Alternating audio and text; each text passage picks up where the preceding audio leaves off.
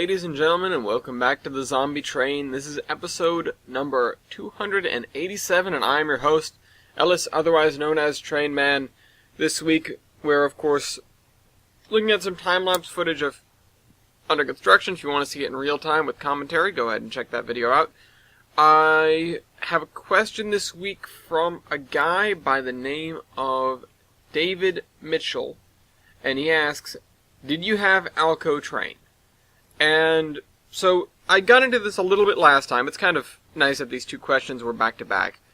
But we didn't use a lot of, I hesitate to call them non-standard diesels, but the fact of the matter is when we started getting diesels, and before this we did not really use any, when we started getting diesels, we went for things that were, the most readily available types and the most easily repaired types. And that doesn't necessarily mean the simple ones, which Alcos definitely were. Alcos, early first generation diesels of other types as well, generally quite simple.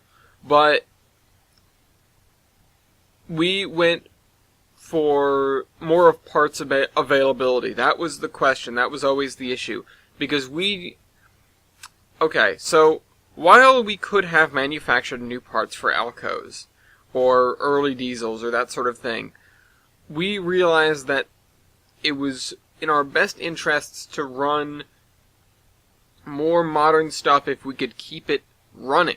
And the issue there is, okay, you've got like computer systems that might bug out on you, and that sort of thing. But on the whole, if you can get it to work, it will work, and you will have a ready supply of spare parts from all the other engines that are built, by the same company, or, of the same type. And it's not like they're going to be few and far between. If you're looking at an SD70, for example, you can find them over the entire country, pretty much. So, yeah, we would go for these diesels, and we sort of stayed away from the minority diesels. And in some cases, yeah, we did pull them out. I did mention about using first-gen diesels last time, I believe. And Alcos, because they sort of were scattered around, and they're generally kind of, what's the word? They're not finicky. An Alco, it may not run really well, but you can get it to run relatively easily. And so when we were in a bind a couple of times, we would use, an Alco that was lying around, be it from a tourist railroad or something like the DL. And we did actually use the DL Alcos a couple of times, most notably in getting engines out of Steamtown. That was fairly early on. We used a steam engine a little bit, we used a steam engine a little bit, and we used diesels a little bit. The diesels we used only because there was not a steam engine available, and they still had fuel left. After they had no fuel left, we were sort of screwed for the next, couple of years, I think it must have been. I don't remember when we actually ran them dry, but it was, it happened. We did use those. If you want to point to one major instance of the Zombie Train Incorporated using Alco-built diesel locomotives, there you go. Other than that, though, it wasn't really a big deal. It wasn't, they weren't things that we went after. In fact, they were kind of things that we stayed away from because it was like, well, great, we'd have to find the drawings for these and manufacture new parts and stuff like that.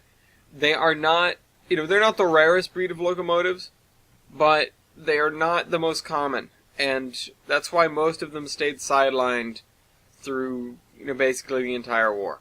So, we didn't really have an Alco train. And I don't think I ever got personally pulled by an Alco diesel. If we're talking about steam engines, though, we did use plenty of Alcos. We did use, virtually every Alco-built steam engine that was available, and that includes the Union Pacific engines and stuff like that. I've talked about them at length. But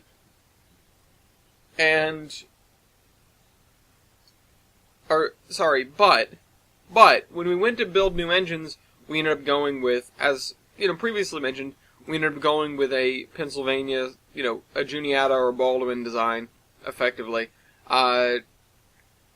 because not only were the plans more readily available, but we already had working examples. Now, the other thing that we tossed around, and this isn't exactly Alco, but when we were going through, we were tempted to bring up USRA models, but after looking at everything and comparing the two, the Pennsylvania designed engines were just deviously simple, and a lot had happened to them over the years. The L1s and K4s and stuff like that, they had been given things like stokers, in some cases power reverse.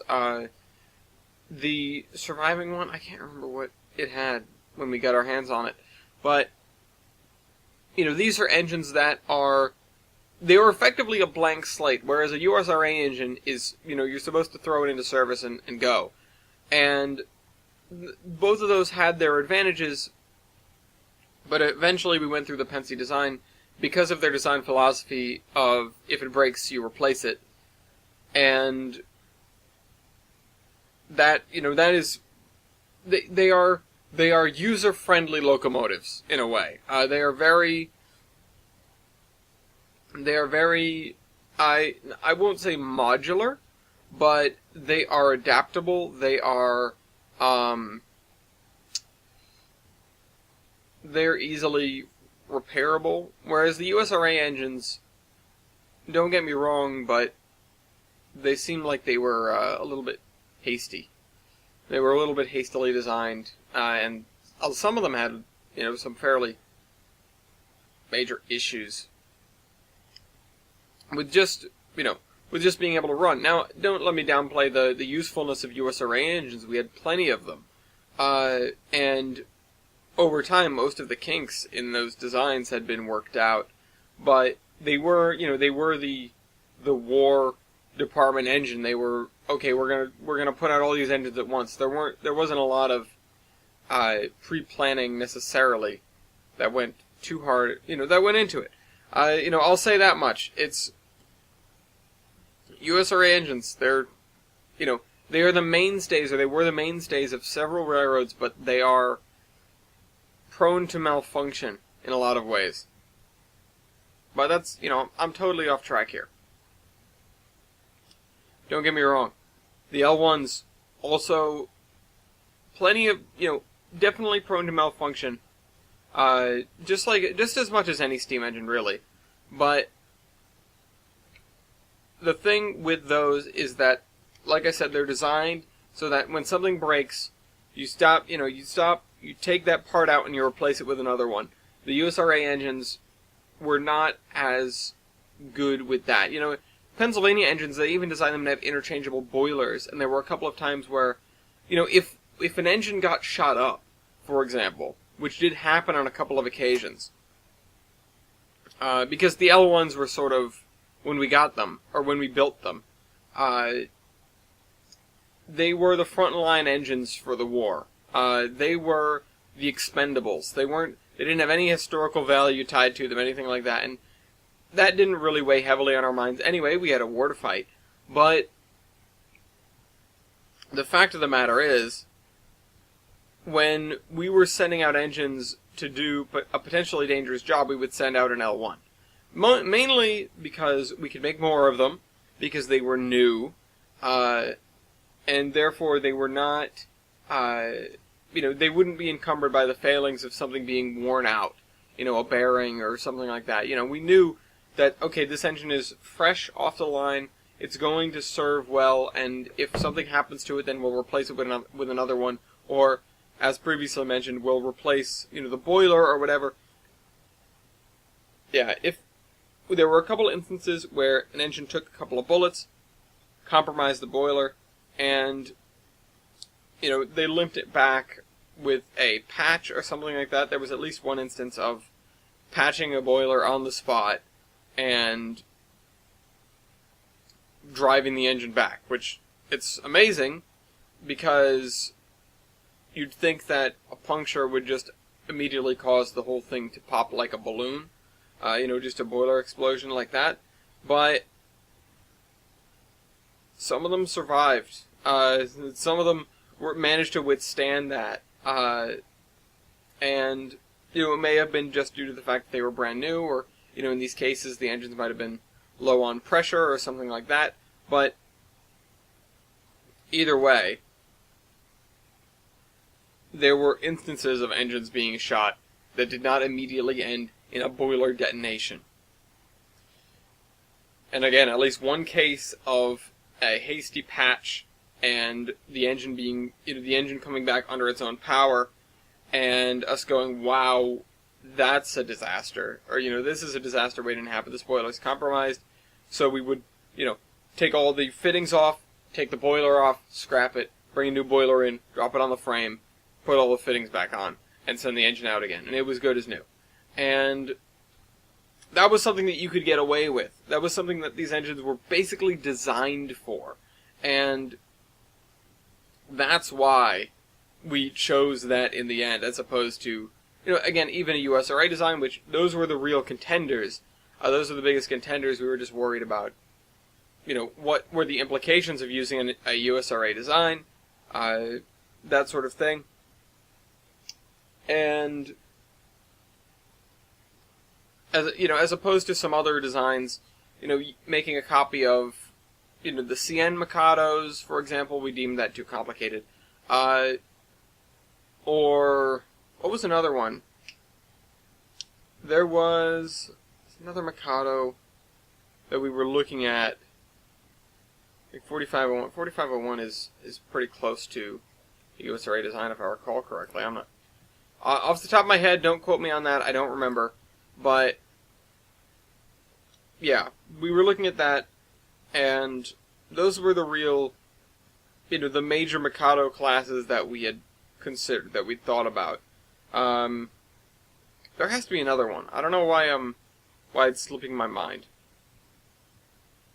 But, we eventually went with the L1s.